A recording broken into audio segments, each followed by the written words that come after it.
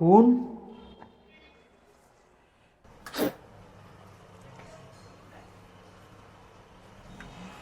શું થયું? આવી તો ચમ હેડે? કોઈ નથી ભાઈ, કઈ નહીં.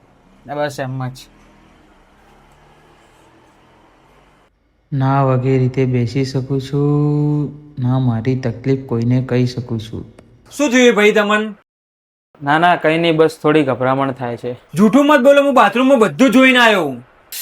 ધીમે ધીમે, કોઈને ખબર ના પડે. મને ને બાવાસી રે. હે? આ તો બહુ ગંભીર ને મોટી સમસ્યા છે. હેડો કોઈક જગ્યાએ આપણે બતાવીને આવીએ. ના ના, મારે ક્યાંય બતાવવું નહીં, અને ડૉક્ટર જોડે તો જવું જ નથી. અને ડૉક્ટર તો એને ડાયરેક્ટ ઓપરેશનની જ વાત કરે, અને ઓપરેશનથી મને લાગે છે ડર. ભાઈ તમે બિલકુલ ટેન્શન મત કરો. આપણા કાણોદરમાં 5 દિવસનો કેમ્પ લાગેલો છે, અને ત્યાં આયુર્વેદિક દવાથી તમને મસ્ત થઈ જશે.